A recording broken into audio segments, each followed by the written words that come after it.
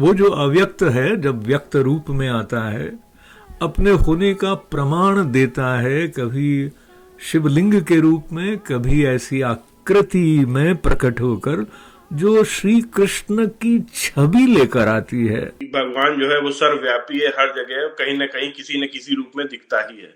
मिश्रा परिवार का new Jersey स्थित भवन एक परमात्मा की प्रयोगशाला की तरह तो नहीं हो जाता है, पर हर परिस्थिति से हम लोग का विश्वास बढ़ता गया, चाहे कितनी भी तकलीफ आए कि नहीं भगवान तो है ना। तो आस्था ऐसी होनी चाहिए कि नहीं भगवान है और भगवान हमसे कह रहा अच्छे कर्म करने को, सत्कर्म करने को।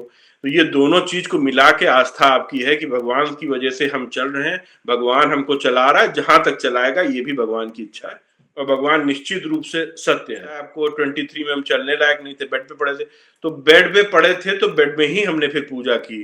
कभी कभी बिल्कुल हिल भी नहीं सकते तो भी हम लेट के पूजा कर लेते। तो ये हमारा पूजा वाला नियम था, वो क्योंकि हमको विश्वास है कि वही चीज हमको चला रही।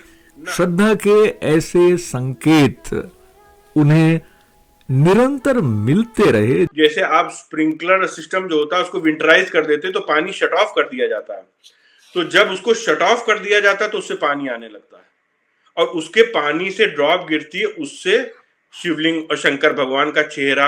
अभिषेक आश्वस्त हैं, ईश्वर है, वो सर्वत्र है। और हमारे ग्रैंडफादर बहुत भगवान को मानते थे। उन्होंने कानपुर में एक मंदिर बनवाया है, उसका नाम है खेरेपति मंदिर। इस साल उसको 100 वर्ष हो रहे हैं। क्या बात है। हाँ, उनकी भगवान में बहुत आस्था थे और ये इन्फॉर्मेशन आप गूगल कर सकते हो, बिल्कुल मेन रोड कानपुर में है। साल में एक बार वहां पर नाग पंचमी का त्योहार भी होता है। और ईश्वर का संदेश सबके लिए प्रेम के रूप में जो उनके भीतर मुखरित हुआ है, वो उसको सारे जगत से बांटना चाहते हैं। नहीं, भगवान है, भगवान पे विश्वास रख के ही हमको कर्म करने चाहिए।